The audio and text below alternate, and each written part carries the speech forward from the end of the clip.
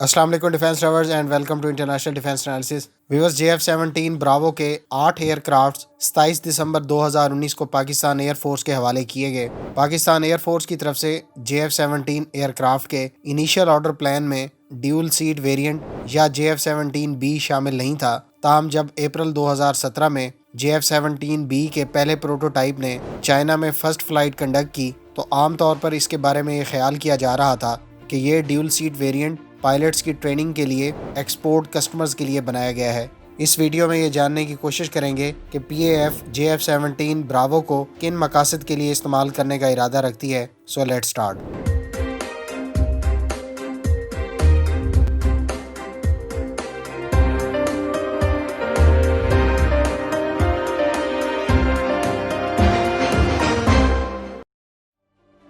दोस्तों, PAF की तरफ से JF-17 ब्रावो के 26 तैयारे ऑर्डर किए गए हैं और इनमें से 10 तैयारे ऑलरेडी पाकिस्तान एयर फोर्स के हवाले कर दिए गए हैं, जिनमें से 2 चाइना और 8 पाकिस्तान एरोनॉटिकल कॉम्प्लेक्स कामरा में 5 माह की रिकॉर्ड मुद्दत में मैन्युफैक्चर किए गए हैं।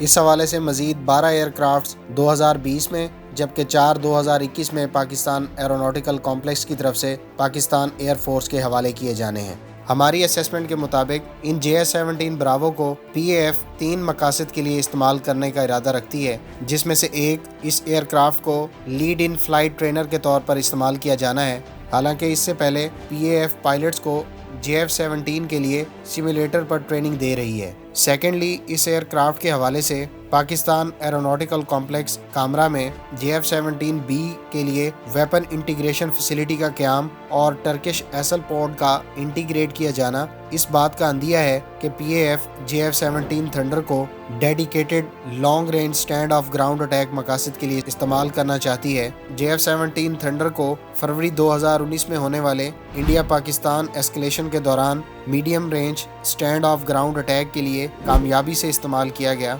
और इस दौरान इस एयरक्राफ्ट पर रेंज एक्सटेंशन किट से लैस 80 से लेकर 120 किलोमीटर रेंज के स्टैंड ऑफ वेपन्स फायर किए गए। इस तनाजुर में हम ये तवक्को कर सकते हैं कि JF-17 ब्रावो को शॉर्ट रेंज के साथ साथ long range stand off ground attack मकासद के लिए भी इस्तेमाल किया जा सकता है।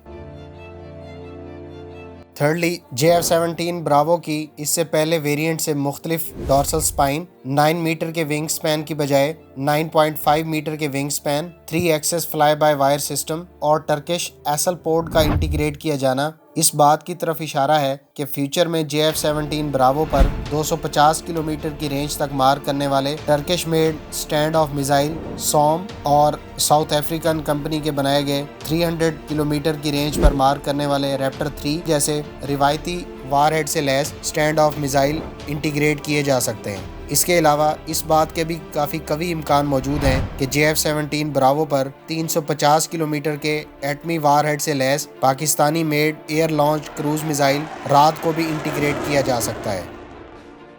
पाकिस्तान एयर फोर्स इन JF-17 ब्रावो तैयारों को रिवायती हथियारों के साथ साथ एटमी हथियारों से भी लैस करने का इरादा रखती है। याद रहे कि digital fly by wire system बुनियादी तौर पे कंप्यूटराइज्ड फ्लाइट कंट्रोल सिस्टम है जो मैनुअल या हाइड्रोलिक फ्लाइट कंट्रोल सिस्टम की निस्बत ना सिर्फ पायलट का बर्डन रिड्यूस करती है बल्कि ये सिस्टम मैनुअल फ्लाइट कंट्रोल से ज़्यादा महफूज और एडवांस फ्लाइट कंट्रोल सिस्टम है। अगर आप digital fly by wire system के बारे में मज़ीद जानना चाहते हैं तो कमेंट बॉक्स में अपनी आरा से हमें आगाह करें। अगर आप पाकिस्तान के ज़ेरे इस्तेमाल रैप्टर 1 और रैप्टर 2 स्टैंड ऑफ मिसाइल्स के बारे में जानना चाहते हैं जो पाकिस्तान H2 और H4 के नाम से लोकली मैन्युफैक्चर कर रहा है तो इस वीडियो का लिंक डिस्क्रिप्शन में मौजूद है। उम्मीद है इस वीडियो से आपकी इन्फॉर्मेशन में इजाफा होगा। आप हमारे चैनल को सब्सक्राइब करना, हमारी वीडियोस को लाइक और शेयर करना ना भूलिएगा। मिलते हैं नेक्स्ट वीडियो के साथ। अपनी दुआओं में याद रखिएगा। अल्लाह हाफिज़।